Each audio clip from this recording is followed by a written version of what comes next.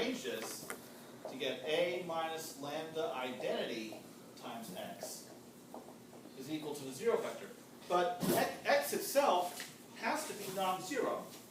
So if you have a matrix times a non-zero vector equaling a 0 vector, what that means is the matrix involved has to be a singular matrix. So consequence of that is the determinant of A minus lambda times the identity is equal to 0. Okay. And this is known as the characteristic polynomial, because if you write this out, this whole determinant, it is a polynomial of degree n, where A is n by n. So the eigenvalues therefore are the roots of the characteristic polynomial. And this is how a matrix that's real can still have complex eigenvalues. It's just that in that case, the complex eigenvalues have to occur in complex conjugate pairs. Okay. Some notation. Lambda of A, that is refers to what is called the spectrum of A. That is the set of all eigenvalues of A.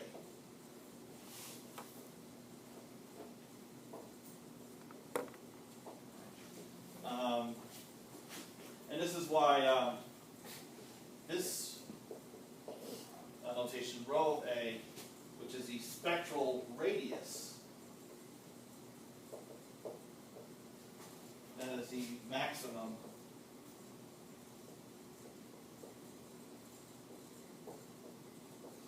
absolute value of any eigenvalue. So in other words, all eigenvalues of A fit within a circle in the complex plane with radius equal to the spectral radius.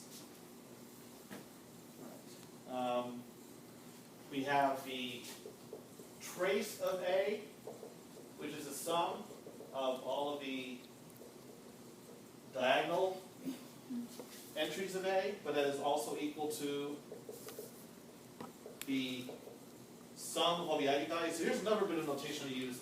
Lambda sub I of A refers to an individual eigenvalue. So lambda of A by itself refers to a set of all n. This refers to one eigenvalue. So lambda 1, lambda 2, all the way up to lambda n. So the sum of the eigenvalues is easy to compute because it's just the sum of the diagonal entries. Then we also have the determinant of A, which we have various methods of computing. That is equal to the product of all of the eigenvalues. So in fact, these two conditions, trace of A, determinant of A, can be used to figure out the eigenvalues of a 2 by 2 matrix. You just compute a trace and then its determinant, and that gives you two equations for these two unknowns. So that's equivalent to solving this equation using the quadratic formula in this 2 by 2 case. Okay, and I have a 2 by 2 example, but I have a number of things in these notes. This is section 7.1. Due to time, I won't be able to go into depth on all of them, but I'll hit all the main points. Okay. So any questions about this terminology?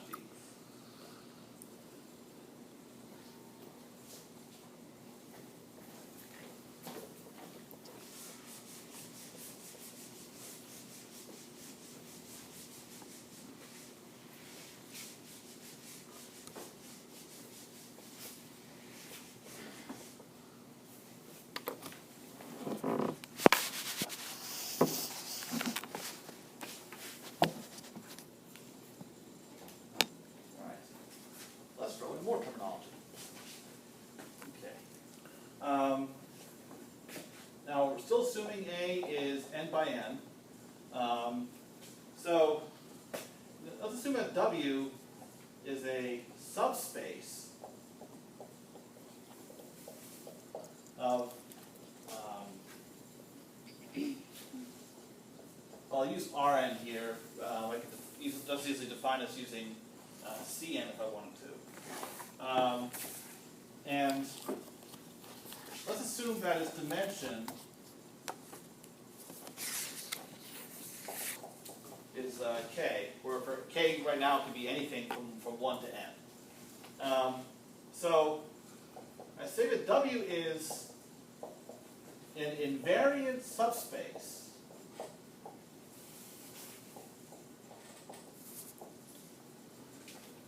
of A. If the following is true, if I pick any vector x in W, that means that AX is also in W. So multiplying by A keeps you within the subspace. Now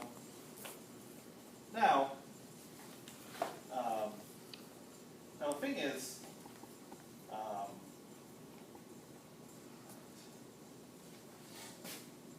so let's suppose I have a matrix X that is n by k. So it has the same number of columns as the dimension of W. And let's assume that the range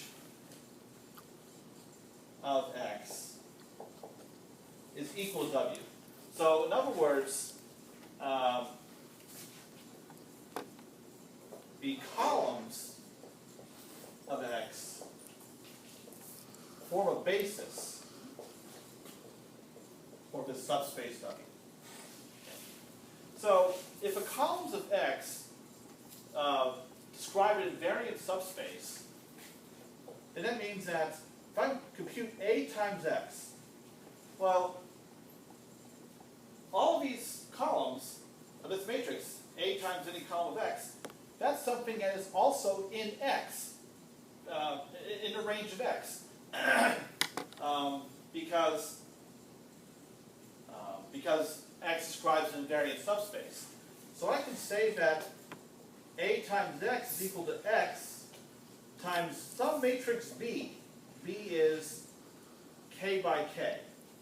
So anytime you have a relationship like this, A times a matrix of potentially fewer columns equals that same matrix X times a matrix multiplied on the right, then you have an invariant subspace relationship.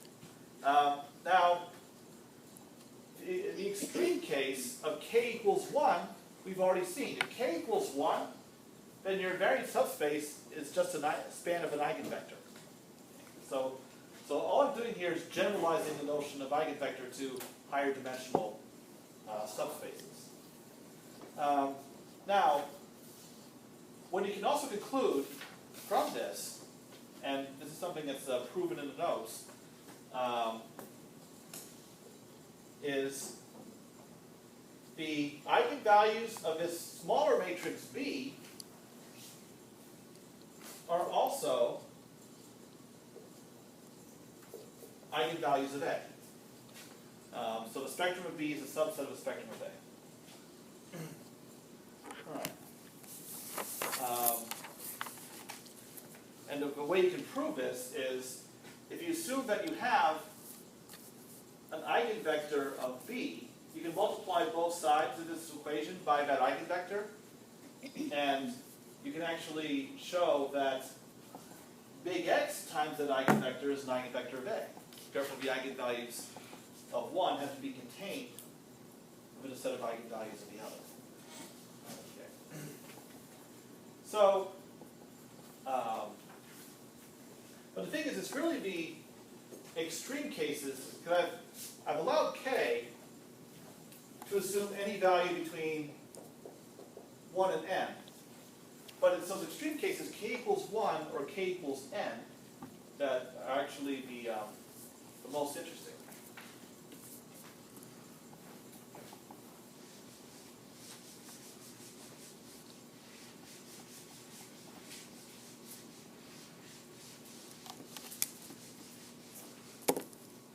So let's take a look at those.